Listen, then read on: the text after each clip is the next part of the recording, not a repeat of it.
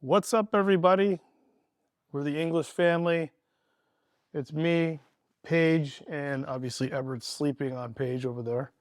Today's going to be a special episode. It's going to be our first episode of our podcast, which is called Parenthood Unscripted.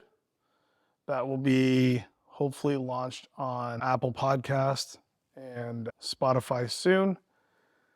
But today we're going to be talking about how Everett is no longer a newborn. He's 12 weeks old, and as of yesterday, he is no longer a newborn based on his classification.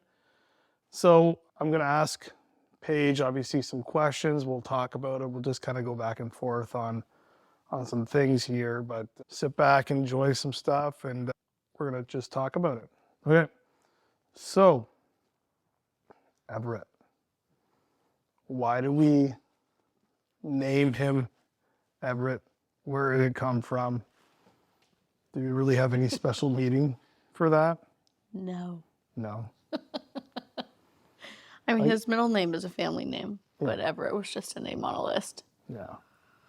That was one you liked the best. Yeah, we really liked. I don't know where it came from, but I was just like, man, yeah. I think you were looking up. Just a list of baby names. Yeah. But was not our boy name for Addie. No. No. What was our boy name for Addie? Theo. Theo. Okay.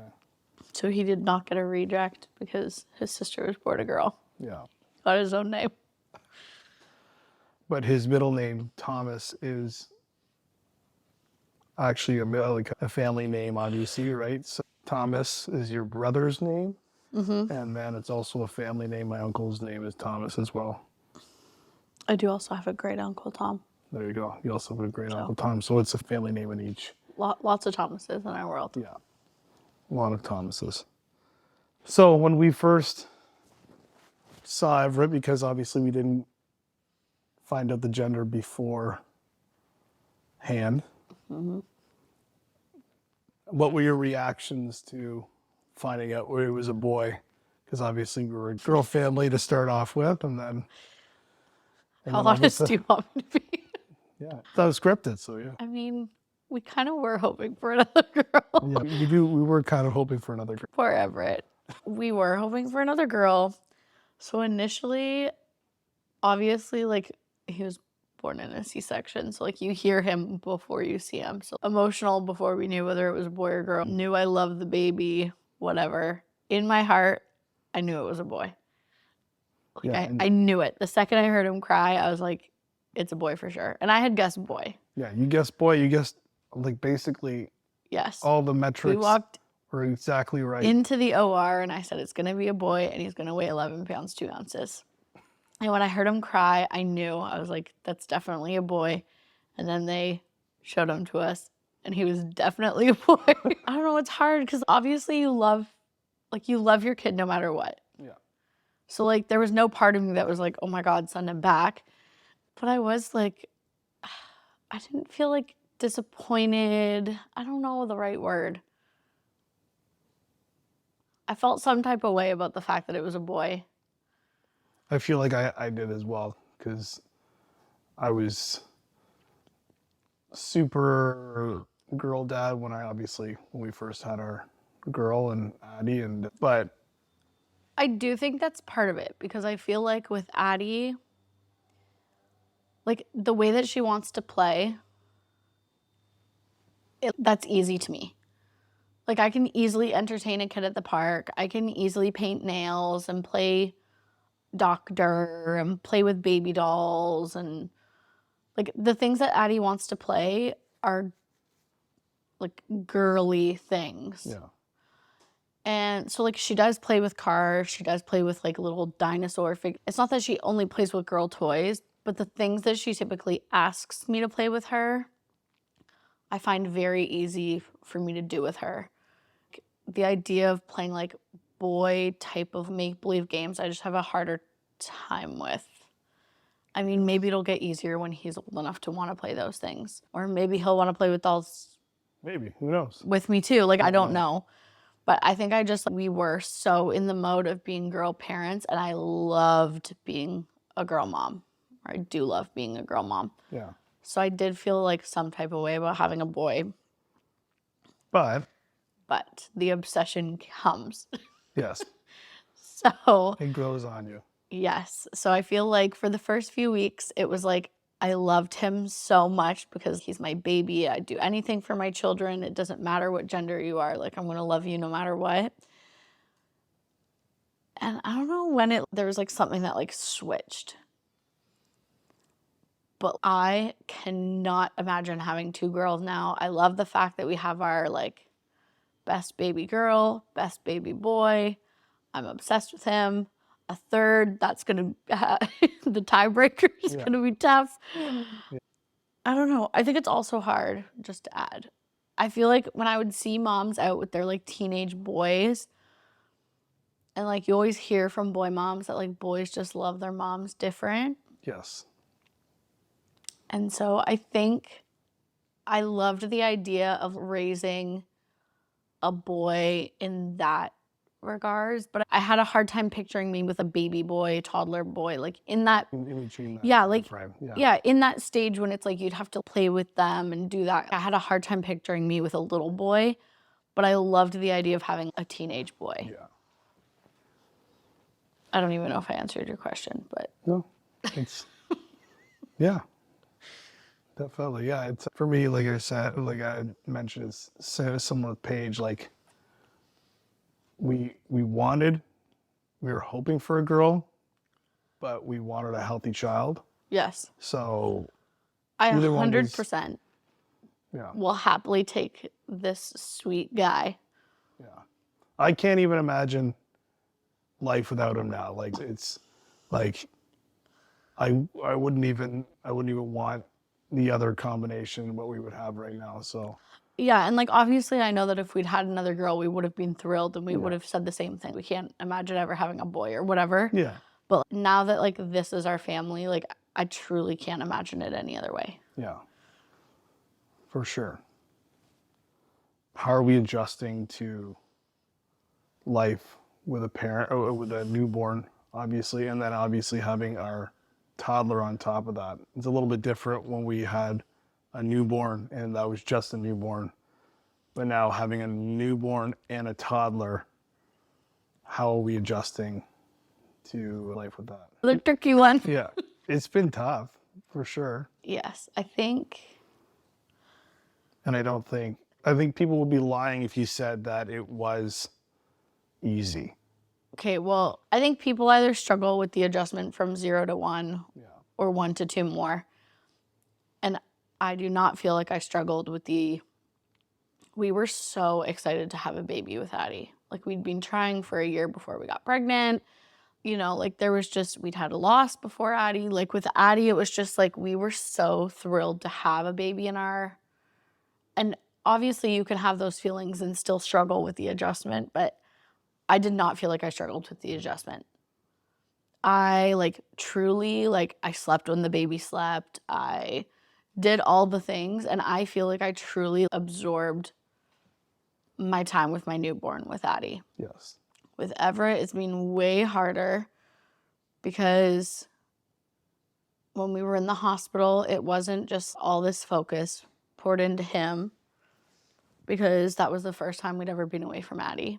Yeah. So it was the first time that our heart was ever split in two. Yeah.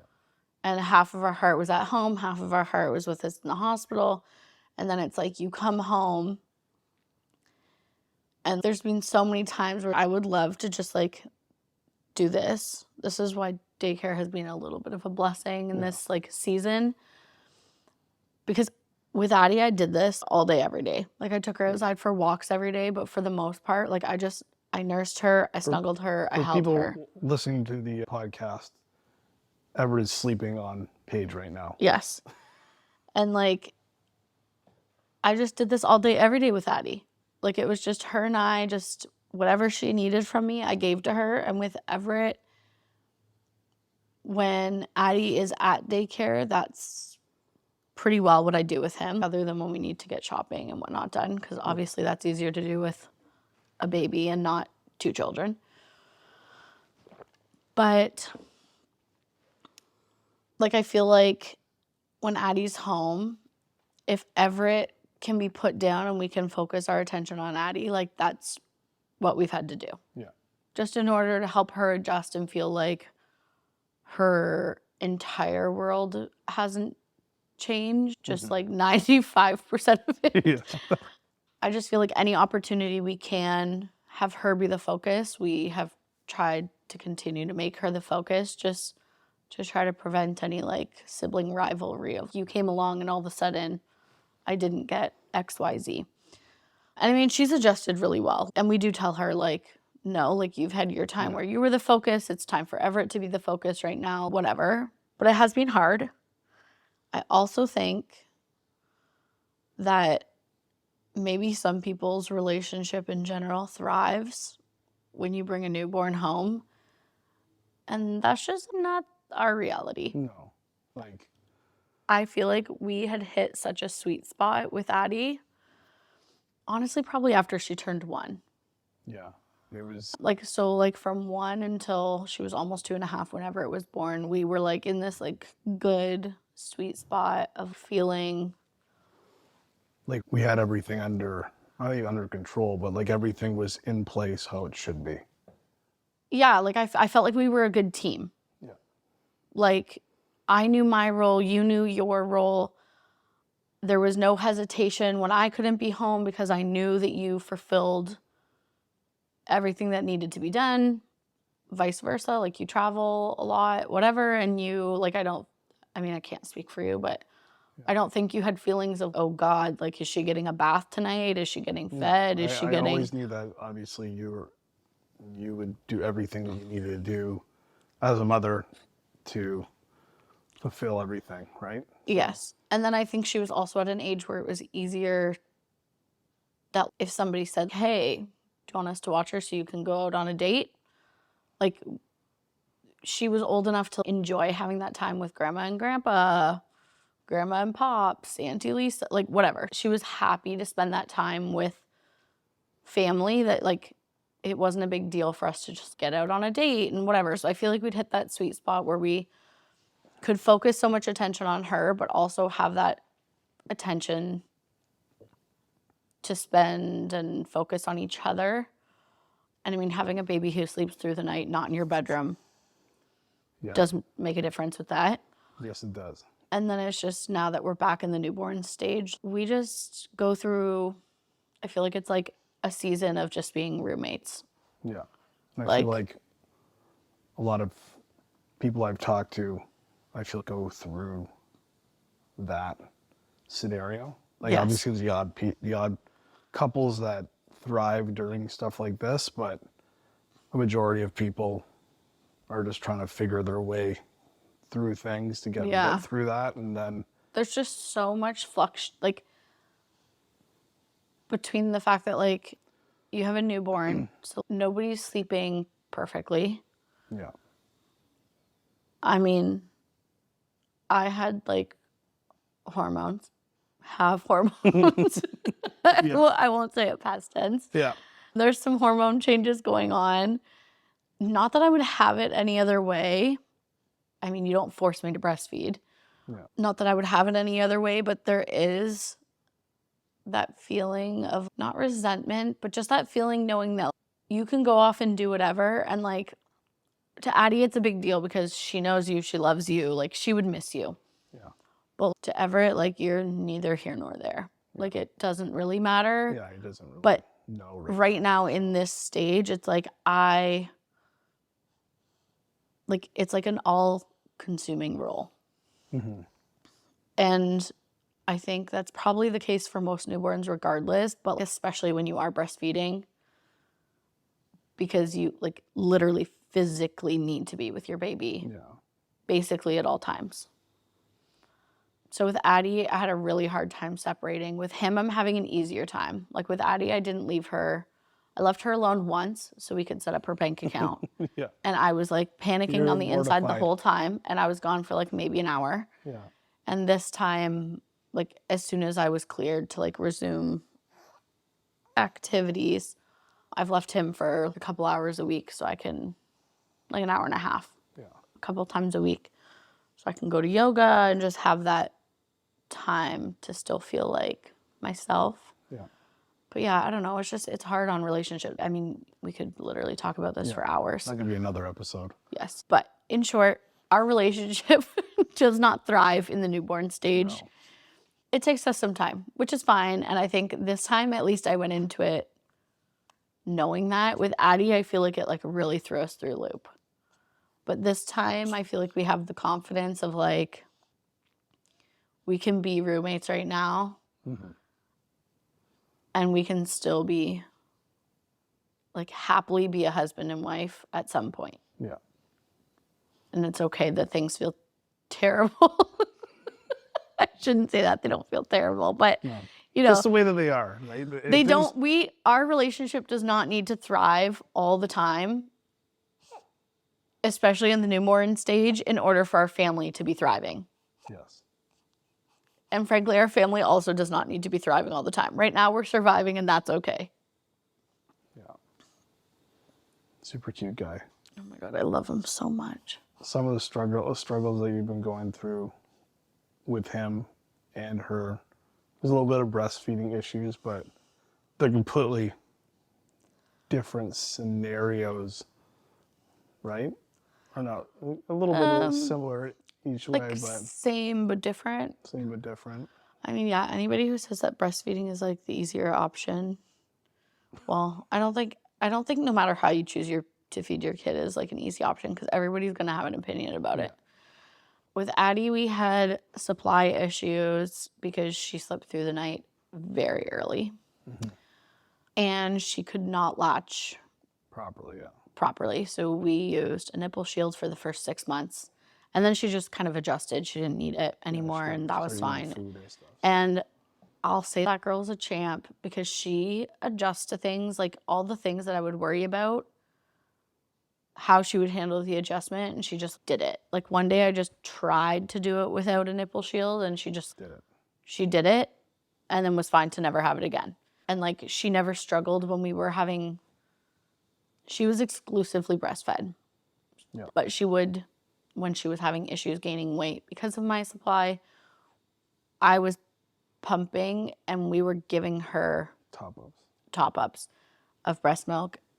And like she took different bottles just fine. The girl was just like adaptable. Yeah. Like whenever it was time to move to a different stage of whatever, she was just like, okay. He latched really well right away. We've never had issues that way. But his latch hasn't been great because of his latch is not great. Tongue tie and lip ties. Like he doesn't need a nipple shield to have the latch, but yeah, he doesn't have a super effective latch. And who knows, with Addie, she probably didn't have an effective latch either. Yeah.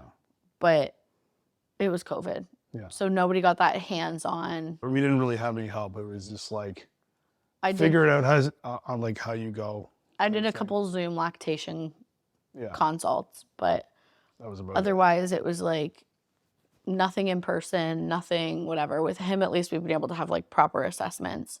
Yeah. Like multiple different healthcare practitioners help us out and look at things and help us guide the way of what's going on with him. And obviously with Addie, it was just figure it out on the fly and hope to God everything turns out okay, which it did. So. Yeah. Oh. Struggles of girl versus boy. Obviously, we were blessed with having a girl, but changing diapers with the boy, it's been terrible. It's been wild. Yeah, boys have a built-in weapon. Yeah. And with Addie, when she was a newborn, she used to pee quite often. I feel every night. Maybe she did it during the day and I just literally don't remember. But I do remember when she was a brand newborn, every night when she would wake up for that, like one of her night feeds and I'd be changing her bum, she would pee and it would get on her sleeper. Every night without fail, she went through 2 sleepers because she would pee during one of the changes and it would get on her sleeper. Everett, this guy, like, first diaper change, first of all, like I'm in the hospital thinking, I literally change butts for a living. And I'm a second-time mom. There's, the benefit of the doubt that people give second-time moms. That we're like, a little bit more seasoned. We know what we're doing, kind of. Yeah. Like, we pretend we do anyway. It took me 5 diapers to get a dry one on this guy. And there's been multiple times that I've gone to change him in his room since being home, and he has peed, and like, boys have this benefit that it goes everywhere. Yeah. Like, there was one time you were changing him and I was standing in the room and you just turned your head for a second and he started peeing and you just didn't even know. I was like, he's peeing. And you turn around and you go, oh, and he's just like peeing on your cell phone, peeing on himself, on the change table, on the floor. I had to open up the drawers and it came into the drawer. Everything that was in the front part of the drawer of 3 drawers had pee on them. It's like we added a little extra laundry to that day. Yeah. There was one day he did the same thing, but it wasn't aimed towards us. It was aimed towards the wall. Yeah. And like, I literally had to clean pee off like the back of the dresser, the wall. Yeah. It's like something else. They really, like when he was a newborn, we had just started putting a wipe on him like every time. But now it's like a little bit more rare. Yeah.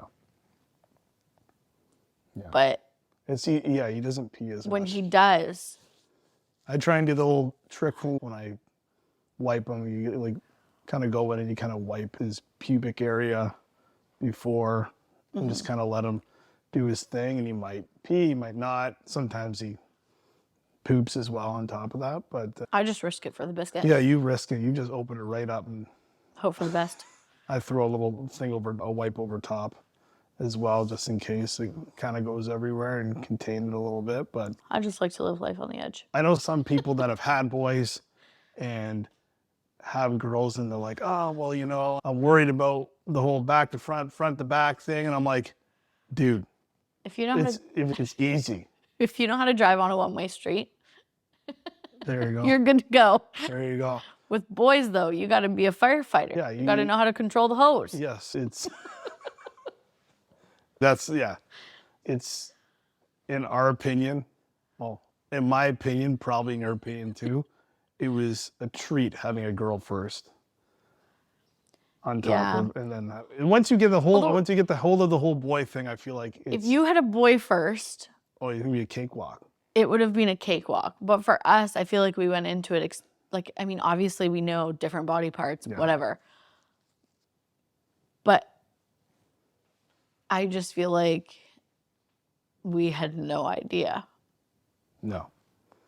I thought, it's going to be, like, I was a little nervous at first because I hadn't changed a newborn diaper in, obviously, 2.5 years. Mm-hmm. So I was just like, okay, this is going to be new. And obviously it came back quickly, but, like, obviously having to adjust to that boy versus girl thing has been... I will say, though... It's been 12 weeks I've obviously got under control. So. Yes. I will say, though, that especially since there's like a few extra things down there that need to get cleaned up when the poop goes everywhere. Yes. It is nice that it is not just a one-way street with boys. Yes. You can just go whatever direction you need. Yeah, that's a plus. Which is helpful. Yeah. So. What else we got here? Obviously he's at 12 weeks. Has he, like, any notable milestones that he's hit? Obviously, he's turned over from tummy to back. Are there any other milestones that... He smiles. Well, yeah, I guess he smiles and he babbles. Babbles and he laughs and whatnot on top of that. Mm-hmm. Nothing really delayed as of... I don't know. I mean, there's not really that many, like... I feel like the big milestones people look for are, like, sitting, rolling front to back... Yeah, which he's almost there. Not front to back. Back to front. Back to front. So yeah, he gets to a point, like he's done it a couple times where he kind of gets over and then he can't pull his arm through. So I'm assuming he'll figure that out soon. He has also always had kind of gravity working on his side. Like it's when we've put him like on I've like a put little him bit of down a a slant. couch or whatever, and there's a little tiny bit Yeah. of a slant there to help him. But without it, he gets onto his side. So he just needs to figure out how to flip himself I mean, over.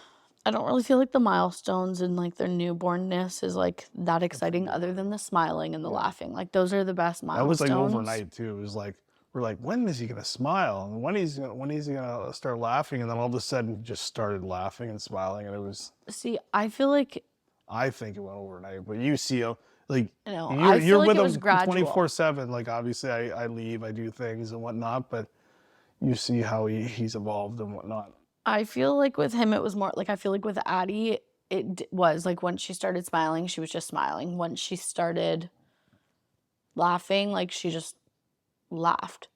With him, I feel like it has been more gradual. Like he started smiling back in April,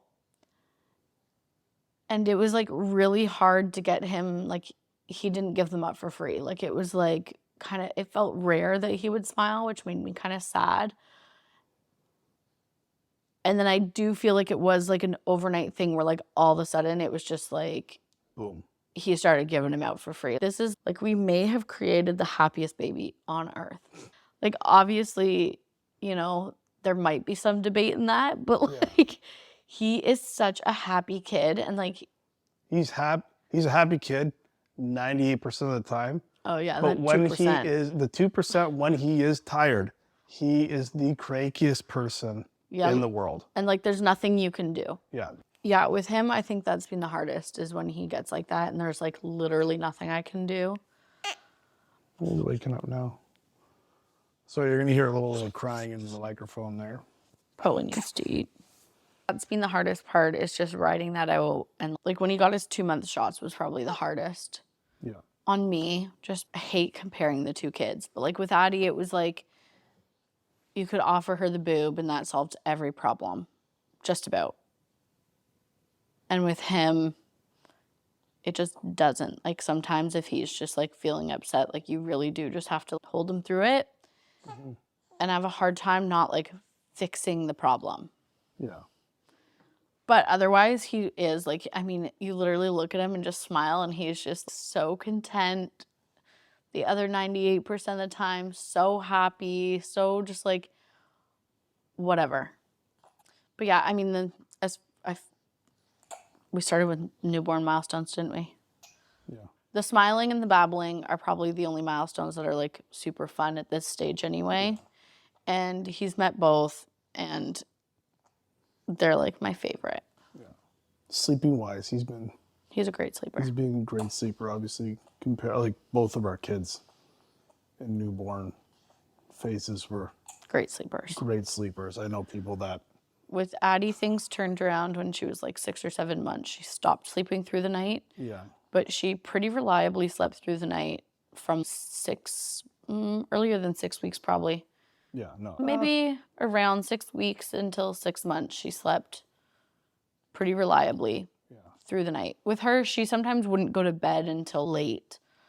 And with him, he has like naturally kind of fallen into Addie's routine where like he does naturally fall asleep between 9 and 10, like kind of when we're doing Addie's bedtime routine and putting her down at 9, he typically falls asleep as well. And he does the stretch until, Well, it depends. I don't want to jinx it. It depends. Like knock on wood here. It does depend. It's not reliable. Like he does still wake up sometimes. Yeah. The other night he was up every 3 hours.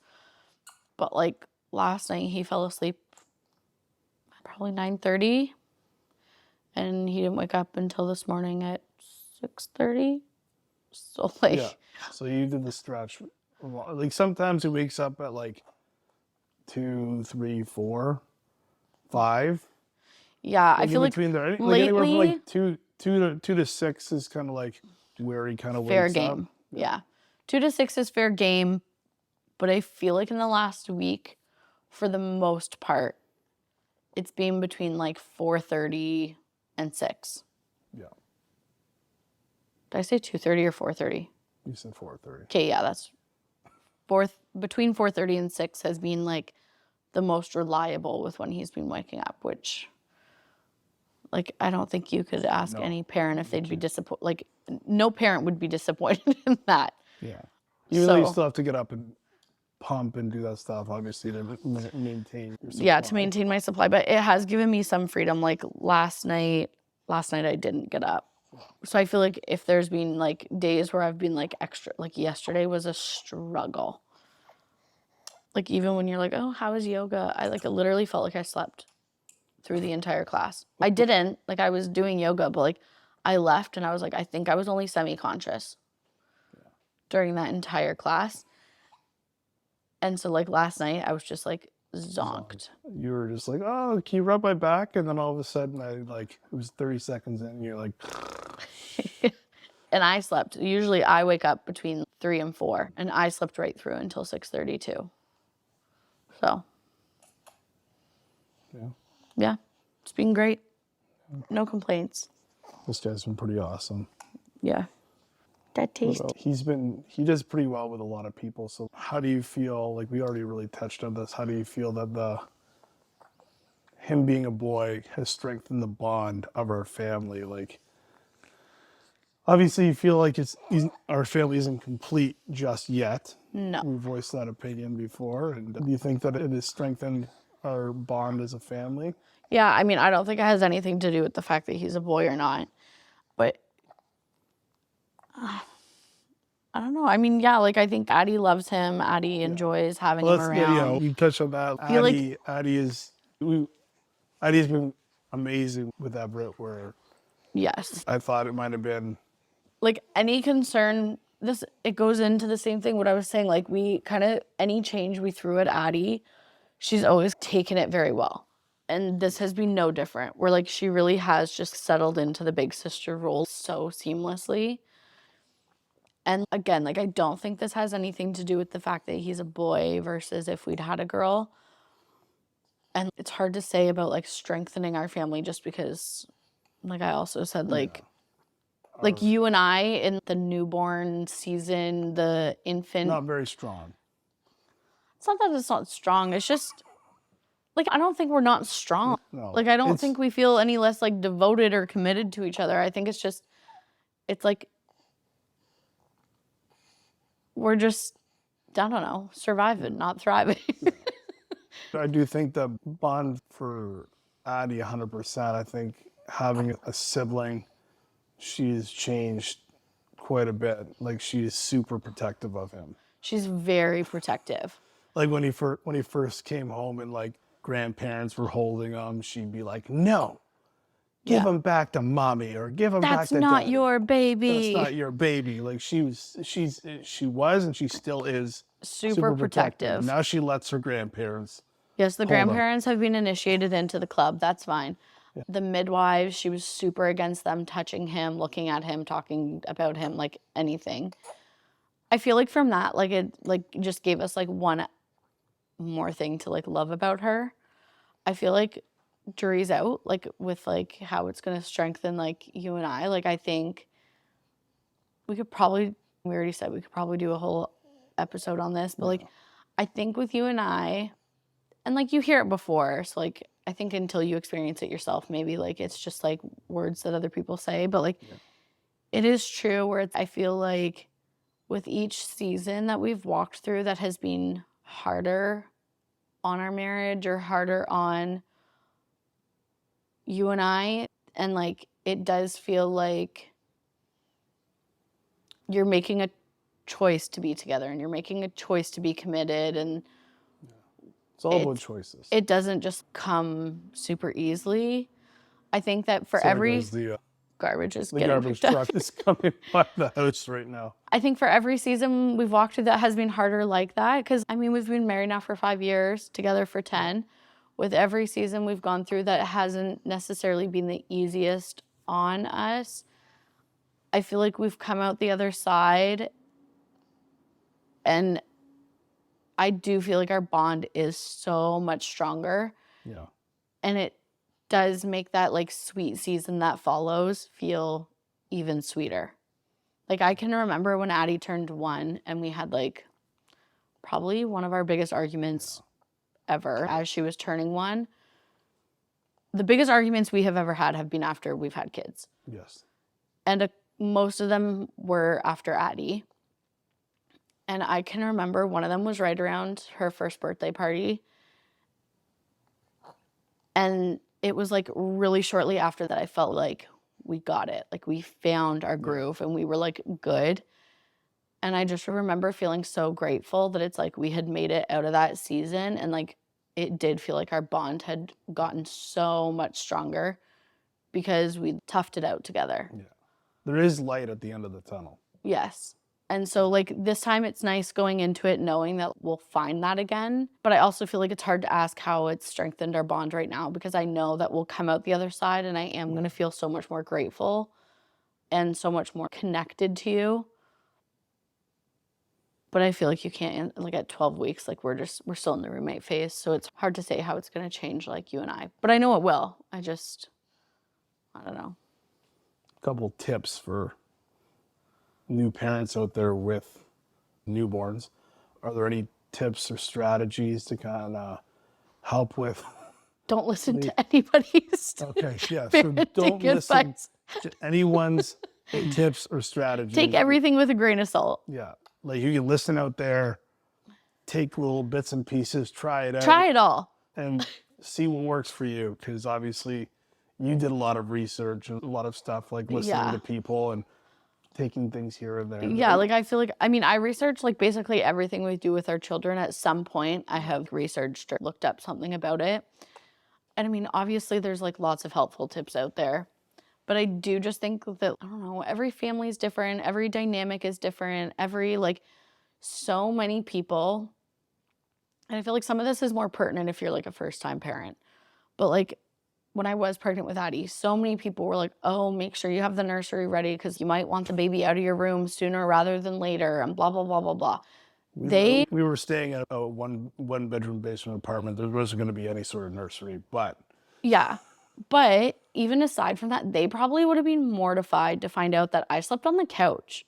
Yeah, you did sleep on the couch. With both kids. With both kids, I slept on the couch for the majority of the first month or so. One tip, husbands out there, or wives, you can tell your husband, get your wife a recliner.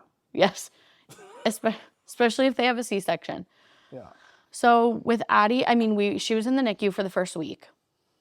Yeah. So, I mean, we slept separately during that because I was on the recliner because I literally couldn't get into the bed at the Ronald McDonald House. But that's beside the point, because even once we got home, I slept on the couch. And this is where every family is going to be different. Hi, sweet guy. Every family is going to be different. I have become a much more anxious person since having children. Yes, you have. And the first couple times that you got out of bed, so some people will just do their night feeds in bed. Yeah. I feel like I need more back support. If I'm going to sit up, I need to be like supported to be comfortable. And because it would hurt my back to sit and whatever. Like I wanted to be comfortable. End of story. So I do better on the couch. When we first brought Addie home, you came out and you would try to help me, sit with me, do whatever. And I was just in this place of thinking like, you work 45 minutes from home. If anything ever happened to you because you're driving back and forth 45 minutes and you're tired because you've been up during night feeds. Yeah. I just couldn't live with that. Yeah. And I didn't like the anxious feeling I had. So it just got to the point that like for me, and also from the help perspective, like our kids are breastfed. You're not lactating. No. So although it's nice moral support for you to be out here, I feel more supported as a whole if you get a decent night's sleep. And then when I'm struggling during the day, you saying, give me the kid, you go take a nap. Yeah. Like that to me feels more supportive and more helpful than you sitting up and also being just as sleep deprived as I am. Yeah. Like when I first did that, do what? Hold my hand while I'm feeding our children. I felt useless because I couldn't breastfeed or we weren't bottle feeding at the time. And I know you struggle when I am sleeping out on the couch. Like I think you feel like this feeling of guilt that like you're sleeping in a comfy bed and I'm sleeping on the couch. But I honestly feel happier out here. Not that I don't want to sleep like with you in our bed and whatever. Like, it's not that. It's just like I have my little setup with the baby out on the couch. I don't have to move. I literally just throw on a light. I can have the TV on to keep myself awake during the feeds. I don't have to worry about falling asleep in bed the way that, like, I'm always paranoid. I was paranoid I was going to fall asleep in bed and drop the baby. Yes. And so, like, by feeding out on the couch, I can have the TV on, and I don't want to have the TV on in our bedroom. That's the other thing, because you're trying to sleep. Yeah. So it was like just all these things in order to relieve me feeling guilty about keeping you up and me being worried about doing whatever. I honestly felt happier and more like secure just having my own little setup with the baby out in the living room. Yeah. And then, I don't know. But anyway, back to the advice. So many people had said, oh, like, you know, you might want to put the baby into their own space. First of all, that wasn't an option with Addie. With Everett, it is. Yeah. But like, for us, I felt happier to sleep out on the couch for the first month or so until they were doing that little bit of longer stretches. Yeah. And then moving back into our bedroom, then I did just trying to sleep in our bed all night and just constantly waking up and having to walk out to the couch. Like, it just felt easier to me to do the feed, put the kid down, and go back to sleep. Yeah. Everyone wants to get in on this episode. So that, like, it was just very much like we had to focus on what worked for our family versus what everybody had told us to do. And I feel like that goes with so much other parenting advice of like, take it all in because you never know what might work for you, what might not. So take it all in, try things out if you think it is a fit for your family, but also don't hesitate to go against what other people have said to do because it feels right for your family. Not everyone is right. Like, You're the only, you know your family, and obviously you'll figure out what's good and what's not good. Yes. And there are very few things that I think are like, obviously there's certain things that like you definitely have to listen to, like safe sleep. That's an important one. And like with both kids, bassinet has been like a for sure they have to go in the bassinet, especially during those early days of the complete sleep exhaustion, whatever, in order to feel not crazy anxious. Like, I mean, we definitely follow the safe sleep advice and whatever. And then if you are going to bed share, like Addie bed shared with us for 10 months. Yeah. Once she was rolling over and a little bit more mobile on her own and she stopped sleeping through the night, I just got to the point that I was so exhausted because she would wake up when I would try to transfer her. And so at that point, for my sanity, we decided to bed share. Yeah. And so many people would say, oh my God, absolutely not. I was terrified when we first started. Even before we were discussing it, I was super against it. Super against it because I thought I would just squash our baby. But I think even with that, like once I learned, because there's rules to follow in order to safely co-sleep like that. And for us, like that was literally a way for me to keep my sanity when I had to watch our child. Like it was 10 months where I would have been up. Like there was nights that she would wake up every 45 minutes and want to nurse. And then if she's not transferring into a bed after that, like I would go hours without sleeping when we were trying to keep it separate still. And so there's just things like that. It's like, I mean, obviously don't compromise the safety of your child. If you're going to make a decision, make sure you're making the safest one possible and know how to do it safely. Yeah. But for some people, like their anxiety would not let that happen, and that's okay. But like for us, that was how we maintained my sanity. Yes. And sometimes mental health supersedes other things that might be comforting for a baby, right? So yeah, like as far as like anxiety and like if moms like trying to manage postpartum anxiety and depression. Well, and that's the other thing is that like other people being like, oh, you know, you might want the baby. Like I was so anxious with Addie. Like I was still waking up at least once a night to check to make sure she was breathing Yeah. Same with me. before he was born.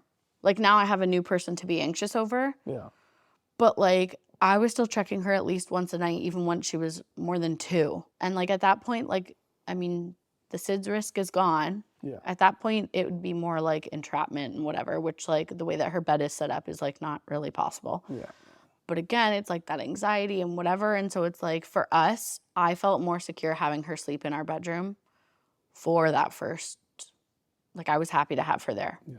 for as long as we did because it was easier for me to wake up, check her breathing, and go back to sleep than it would have been if when she was moved into her own room and I used to get up, sneak into her bedroom, check to make sure she was sleeping, and then try to sneak out. You'd risk her Waking up because you're closing the door behind Yeah. you, and we need a little WD-40 on the Yeah. door, and, right? So Yeah. So I think so long as you like know the safe way to do both options, like at this point, like I know some people co-sleep like bed share yeah, right from day one. Personally, I don't feel comfortable with that. yeah, But if it gets to the point that we do feel comfortable with it and we feel whatever, like we also know how to do it safely yes, that's true. or as safe as possible. So I feel like so long as you know how to do what you plan on doing this like in the safest way, Then try and do it.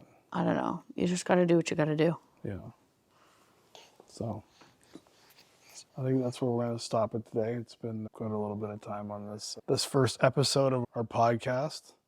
If you guys are liking what you're seeing, obviously, if on YouTube, it's subscribe to the channel, like and comment, and let us know what your experiences are with newborns or your newborn, and we'll go from there. Yeah. So hope everyone enjoyed this first episode of many, and have a great day, everybody.